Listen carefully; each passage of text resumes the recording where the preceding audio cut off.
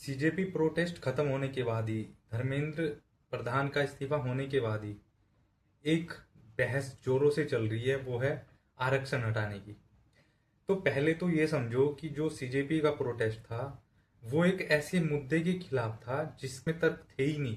भाई paper leak हुआ है, वो प्रत्यक्ष से सबको दिख रहा है, कोई इसको नकार नहीं सकता, कोई इसके पक्ष में तर्क नहीं रख सकता कि भाई पेपर लीक होना तो सही चीज है, ऐसे कुछ नहीं है। लेकिन आरक्षण एक ऐसा मुद्दा है, यहाँ पे इसके पक्ष में भी तर्क है और विपक्ष में भी तर्क है। जब ऐसे मुद्दे होते हैं तो उनपे सभी प्रकार के तर्क, यानी कि पक्ष और विपक्ष की दोनों बातें सुनी जाती है, और जो सबसे ज्यादा भारी होगा उसकी बात मानी जाएगी, तार्किक रूप से भी और संवैधानिक रूप से भी। तो चलो देख लेते हैं भाई। आरक्षण के पक्ष में आपको बता देता हूं कि भारत में आरक्षण क्यों जरूरी है।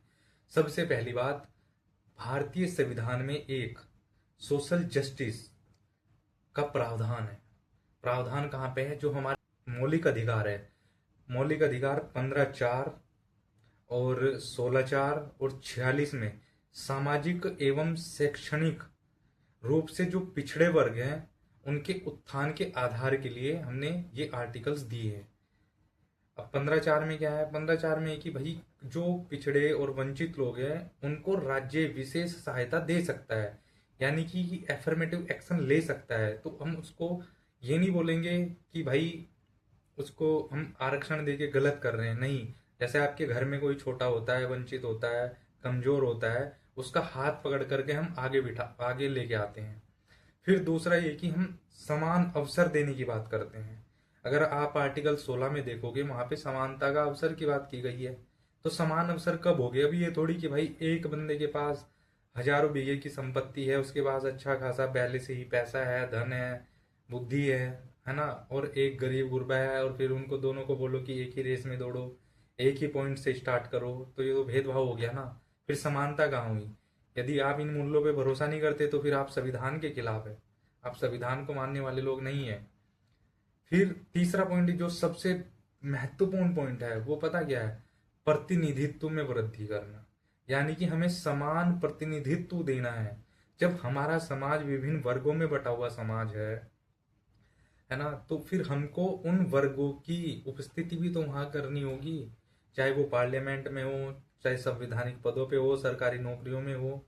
अगर हम जेंडर की बात करते हैं, ठीक है, मेल फीमेल की बात करते हैं, तो फीमेल को अलग से हम रिजर्वेशन देते हैं ना। ये थोड़ी बोलते हैं कि मेरिट के बेस पे लेके आओ। ठीक है भाई, मेरिट उसके पास भी होती है, लेकिन महिला के लिए हमने आरक्षण का प्रावधान किया है कि ताकि वो महिलाओं को रिप्रेजेंट कर सके। वैसे ही जो वंचित वर्ग हैं, SC ST OBC जो भी हैं, वो अपने समाज का प्रतिनिधित्व करेंगे। क्यों करेंगे? क्योंकि बाकी लोग तो भाई उनके प्रति उतनी संवेदना नहीं रखेंगे जितना वो अपने वर्गों को संतुष्ट कर सकते हैं, जितना वो अपने वर्गों को समझ सकते हैं, जितना बेहतर वो अपने वर्गों के लिए नियम कानून बनाने में मदद कर सकते हैं, उतना दूसरे लोग नहीं कर पाएंगे, दूसरे वर्गों के लोग नहीं कर पाएंगे। एक और इसमें तर्क ये आता है कि भाई जो हमारे समाज में सामाजिक समावेशन की भावना है, हमारा जो संविधान कहता है, यदि आप एक सुप्रीम कोर्ट का जजमेंट भी ले, M नागराजन 2006 का, उसने भी ये बात बोली कि भाई समान, यानी कि हमें पर्याप्त प्रतिनिधित्व को महत्व देना होगा, जो जिससे कि हम पूरे समाज का एकीकरण कर सके, जो पिछड़े वर्ग हैं उनको भी मुख्य धारा में लाया जा सके। फिर अगला तर्क ये है, तर्क नंबर 5, गरीबी का अंतःपीढ़ी चक्र तोड़ना है।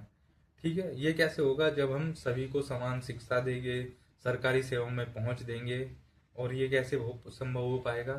जो लोग वंचित है भाई, उनके लिए आरक्षण जरूरी है। उनको आरक्षण के माध्यम से हमको समान अवसर दे करके समाज में समाज को समावेशन की तरफ लेके जाना है, समानता की तरफ लेके जाना है। हालांकि इससे समानता कभी आएगी नहीं, लेकिन जो वंचित है उसको एक अवसर तो मिलेगा ना आगे बढ़ने का। यदि हम अवसर ही नहीं देंगे तो ये तो मानवता के खिलाफ है। फिर अब इसमें फिर एक अगला तर्क ये है, सामाजिक स्थिरता। यदि समाज में बहुत ज्यादा गैप हो जाएगा, सामाजिक अस्थिरता फैल जाएगी, समन्वय नहीं हो पाएगा, अराजकता फैल जाएगी, पूरी सोसाइटी परेशान हो जाएगी। ठीक है, क्योंकि फिर ये सोसाइटी उसमें बढ़ जाएगी, हैव एंड हैव नोट्स में, और फिर एक सामाजिक संघर्ष शुरू होगा। जैसे कि आपने अगर इतिहास को पढ़ा होगा, ऐसी कई बार ऐसी कई घटनाएं देखने को मिली है, जिसमें सबसे प्रमुख है अमेरिका का गृह युद्ध। अमेरिका का गृह युद्ध का आप इतिहास जा करके देखो। जो नॉर्थ अमेरिका है और साउथ अमेरिका है, उसके जो राज्य हैं, दक्षिण अमेरिका और नॉर्थ अमेरिका, अमेरिकी गृह युद्ध हुआ ही इस वजह से था कि जो उत्तरी अमेरिका है वो बहुत तेजी से विकसित हो रहा था और दक्षिणी अमेरिका का विकास नहीं हो रहा था। तो ये हमेशा एक संघर्ष को बना के रखेगा, जिससे देश में इनस्टेबिलिटी रहेगी, समाज संतुष्ट नहीं रहेगा, आपसी झगड़े बढ़ेंगे। तो इसलिए आरक्षण बेहद जरूरी है। फिर सबसे आखिरी बिंदु में बोलता हूँ, इससे लोकतंत्र की मजबूती होती है। जब आप आरक्षण का प्रावधान करते हैं, ठीक है, निर्णय प्रक्रिया में विविध सामाजिक समूहों की भागीदारी रहती है, तो इससे लोकतांत्रिक संस्थाओं की वैधता और उत्तरदायित्व भी मजबूत होता है। सभी लोगों को लगता है कि हाँ भाई, सरकार हमारे लिए है, संस्थाएं हमारे लिए हैं, हम भी इस देश के नागरिक हैं, हमारा भी इस देश पे उतना ही अधिकार है, ठीक है। और बाकी सबसे जो एक पॉइंट लोग बोलते हैं, ऐतिहासिक वाली बात, कि हजारों वर्षों से जो हमारा उच्च वर्ग है, उन्होंने प्रॉपर्टी का और शिक्षा का और तमाम चीज़ों की सुविधाओं को बरता है। और यदि आज वंचित वर्ग आगे बढ़ने के लिए एक छोटी सी मांग एक छोटा सा सहारा ले रहा है, तो इसमें वो कुछ गलत नहीं कर रहा है। फिर कुछ लोगों का तर्क ये भी आता है कि भाई 70 साल हो गए, तो 70 साल हो गए, आप बता दो कि क्या हमारे समाज में समावेशन उस लेवल पे हो गया, या लोगों के अंदर उतनी समानता आ गई? क्या अभी भी ऊपर कास्ट के लोग जातिवाद नहीं करते? क्या अपनी कास्ट को बढ़ावा नहीं देते? वो उसको बहुत प्राउडली फील करते हैं, लेकिन वंचित वर्ग के लोग ऐसा नहीं कर पाते हैं। फिर कुछ लोगों का तर्क ये है, जो आरक्षण को हटाने की बात कर रहे हैं, मैं सबसे सॉलिड तर्क आपको ये देता हूं कि आरक्षण जो है ना, सिर्फ सरकारी नौकरियों में दिया जाता है, सरकारी संस्थाओं में दिया जाता है। अगर भारत में टोटल सरकारी कर्मचारी, चाहे किसी भी प्रकार की वो जॉब हो, संस्थाएं हो, 2 करोड़ के आसपास टोटल लोग हैं, तो भाई बाकी पूरा समाज तो फिर भी वैसे ही है। तो आप कौन से आरक्षण की बात कर रहे हो? अगर सिर्फ 2 करोड़ लोगों में ही 50% से ज्यादा फिर भी जनरल वाले ही हैं, ठीक है, तो संस्थाओं में अगर रिप्रेजेंटेशन के लिए भी लोग नहीं आगे आए, ये तो फिर कोई लॉजिक नहीं हुआ ना। सिर्फ 2 करोड़ लोग इस व्यवस्था के तहत फायदा ले रहे हैं, बाकी समाज तो फिर भी वैसे ही पूरा जी रहा है। और उसमें भी बहुत सारे लोग प्राइवेट नौकरी कर रहे हैं, तो क्या उनके पास टैलेंट नहीं है?